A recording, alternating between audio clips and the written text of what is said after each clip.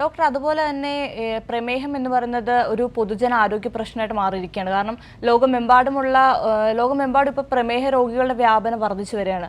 ആ സാഹചര്യത്തിൽ ഈ പ്രമേഹത്തിനുള്ള ചികിത്സാ രീതികൾ എന്തെല്ലാമാണ്? നമുക്ക് കൃത്യമായിട്ട് മരുന്നും മറ്റ് ചികിത്സാ മാർഗങ്ങളും ഇത് എടുക്കേണ്ടത് എങ്ങനെയാണ്? അതുപോലെ തന്നെ ഇൻസുലിൻ എടുക്കുന്നവർ ശ്രദ്ധിക്കേണ്ട കാര്യങ്ങൾ എന്തെല്ലാമാണ്?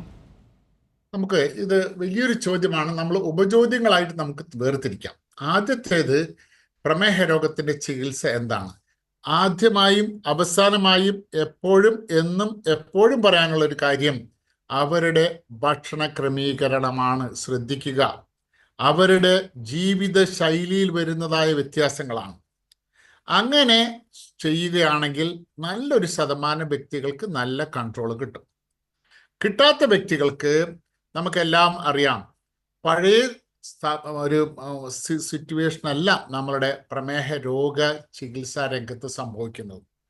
ഇന്ന് നല്ല രീതിയിലുള്ളതായ മരുന്നുകൾ, നല്ല രീതിയിൽ എന്ന് വെച്ച് കഴിഞ്ഞാൽ കോംപ്ലിക്കേഷൻസ് ആ മരുന്നുകളെ കൊണ്ട് വരുന്നില്ലാത്ത തരത്തിലും, മാത്രമല്ല അത്തരത്തിലുള്ളതായ നൂതനമായ പുതിയ മരുന്നുകൾ നമുക്ക് ഉപയോഗിച്ചു കഴിഞ്ഞാൽ അവരുടെ ശരീരത്തിന് വളരെയധികം ഗുണകരമാണ് എന്ന് തെളിയിച്ചിട്ടുണ്ട്. ചില മരുന്നുകൾ, പ്രമേഹത്തിന് ഉപയോഗിക്കുന്നതായ ചില മരുന്നുകൾ ഉപയോഗിച്ചു കഴിഞ്ഞാൽ ഒരു പരിധിവരെ അവരുടെ ഹൃദ്രോഗത്തെ തടയാനും, ഹൃദ്രോഗം വരികയാണെങ്കിൽ അതിൻ്റെ തീവ്രത കുറയ്ക്കാനും പറ്റും എന്ന് നമുക്ക് മനസ്സിലായിട്ടുണ്ട്. അപ്പോൾ ഗുളികളെ പറ്റിയാണ് സൂചിപ്പിച്ച്, പഴയ ഗുളികളല്ല, പുതിയ ഗുളികളുണ്ട്, വളരെ എഫക്റ്റീവ് മോളിക്യൂൾസ് ഉണ്ട്. മൂന്നാമത്തെ കാര്യമാണ് അവരുടെ ഇൻസുലിൻ ഉപയോഗം.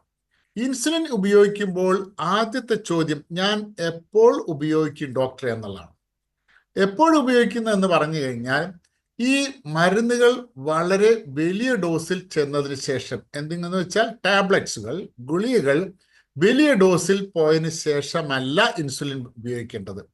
മിതമായ രീതിയിൽ ഗുളികകൾ കഴിക്കുകയും വ്യായാമം ചെയ്തതിനു ശേഷവും ഭക്ഷണം ക്രമീകരിച്ചതിന് ശേഷം അവരുടെ പ്രമേഹം കൺട്രോളിൽ ആയില്ലെങ്കിൽ നമുക്ക് ഇൻസുലിൻ തുടങ്ങാവുന്നതാണ്. ഒരു തെറ്റായൊരു പ്രവണത നമ്മളുടെ നാട്ടിൽ കണ്ടുവരുന്നത്, ഷുഗർ കൺട്രോൾ ഇല്ല, ഇൻസുലിൻ സ്റ്റാർട്ട് ചെയ്യണം എന്ന് പറഞ്ഞു കഴിഞ്ഞാൽ അവരുടെ ഒരു ടെൻഡൻസി എന്താണെന്ന് വെച്ചാൽ അടുത്ത ഡോക്ടറെ കാണുക, അല്ലെങ്കിൽ മറ്റ് ചികിത്സാവിധികൾ തേടുക. അതല്ല അതിൻ്റെ ശരി. രോഗിയുടെ ഷുഗർ കൺട്രോൾ ചെയ്തില്ലെങ്കിൽ തീർച്ചയായിട്ടും അടുത്ത പടിയായ ചികിത്സാവിധിയായ ഇൻസുലിൻ ഉപയോഗിക്കലാണ്.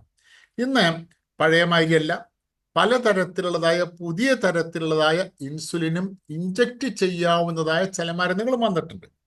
അത് വന്നതിൻ്റെ ഗുണം എന്താണെന്ന് വെച്ച് കഴിഞ്ഞാൽ, പ്രമേഹത്തിൻ്റെ വരാവുന്നതായ അല്ലെങ്കിൽ ഇൻസുലിൻ ചികിത്സയിൽ വരാവുന്നതായ അമിതമായ രക്തത്തിലെ ഷുഗർ കുറഞ്ഞു പോകാൻ സാധ്യതയുള്ള ഒരു ഘട്ടമാണ് ഇൻസുലിൻ ഉപയോഗിക്കുന്നത്. പ്രത്യേകിച്ച് ശരിയായ രീതിയിൽ, ശരിയായ ഡോസിൽ, ശരിയായ ഇൻസുലിൻ ഉപയോഗിച്ചാൽ സംഭവിക്കാം. പുതിയ തരത്തിലുള്ളതായ ഇൻസുലിൻ അല്ലാതെ കുത്തിവെക്കുന്ന ചില മരുന്നുകളുണ്ട്. അത് അമിതമായ വണ്ണം നിയന്ത്രിക്കാൻ വേണ്ടിക്കൊണ്ട് ഈ മരുന്നിനെ കൊണ്ട് സാധിക്കും. രണ്ടാമത്തെ കാര്യം, ഹൈപ്പോഗ്ലൈസീമിയ അല്ലെങ്കിൽ അമിതമായ ഷുഗർ കുറഞ്ഞു പോകാനുള്ളതായ സാധ്യത വളരെ കുറവാണ്.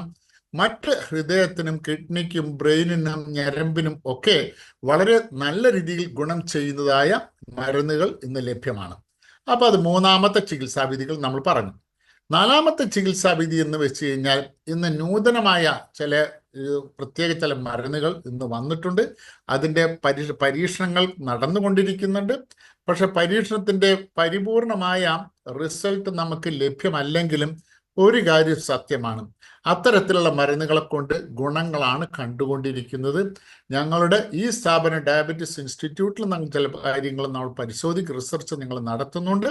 നല്ല ഒരു റിസൾട്ടായിട്ടാണ് തോന്നുന്നത്. പക്ഷെ കുറച്ചുകൂടെ കഴിഞ്ഞാൽ മാത്രമേ അതിൻ്റെ ശരിയായ റിസൾട്ട് നമുക്കറിയാൻ കഴിയുകയുള്ളൂ. പിന്നെ ചികിത്സാവിധി എന്ന് വെച്ച് കഴിഞ്ഞാൽ ഉപയോഗിക്കുന്നത് പമ്പ് വഴി ഉപയോഗിക്കാവുന്നതാണ്. ഈ പമ്പ് ഉപയോഗിക്കുന്നത്, ഒരു കാര്യം, ഈ ഞാൻ പറയുന്നത് പമ്പാണ് ഫൈനൽ ട്രീറ്റ്മെൻറ്റ് എന്നുള്ളൊരു തെറ്റിദ്ധാരണ പാടില്ല. ഒരു ക്വാളിഫൈഡ് ആയിട്ടുള്ള ഒരു ഡോക്ടർ പറയുകയാണ്, ഒരു പക്ഷെ നിങ്ങൾക്ക് പമ്പായിരിക്കും നല്ലത് എന്ന് വെച്ച് കഴിഞ്ഞാൽ അത് അങ്ങനെ ഉപയോഗിക്കുന്നതുകൊണ്ട് തെറ്റില്ല. അതിൻ്റെതായ ഗുണങ്ങളുണ്ട്, സംശയമില്ല. ചെറിയ രീതിയിലുള്ളതായ ദൂഷ്യഫലങ്ങളും ഉണ്ട് എന്ന് മനസ്സിലാക്കുക. അപ്പോൾ ഇത്തരത്തിലുള്ള ചികിത്സാവിധികളാണ് ഇന്ന് നമുക്ക് ലഭ്യമായിട്ടുള്ളത്. ഒരു പക്ഷേ അടുത്തൊരു 10 വർഷത്തിനുള്ളിൽ നാം കാണാൻ പോകുന്ന വളരെ വലിയ വലിയ നൂതനമായ ആശയങ്ങൾ, പരീക്ഷണത്തിലൂടെ തെളിഞ്ഞു വരുന്ന ചില കാര്യങ്ങളും മരുന്നുകളും ഉപകരണങ്ങളും ഉപയോഗിക്കുകയാണെങ്കിൽ തീർച്ചയായിട്ടും നമുക്ക് നല്ലൊരു ശതമാനം രോഗികൾ അനുഭവിക്കുന്നതായ വിഷമതകൾ, ബുദ്ധിമുട്ടുകൾ, ദൂഷ്യഫലങ്ങൾ എല്ലാം തന്നെ നമുക്ക് മാറ്റി നിർത്താൻ കഴിയും എന്നിവിടെ പറഞ്ഞുകൊണ്ട് തൽക്കാലം ഞാനിവിടെ നിർത്തട്ടെ.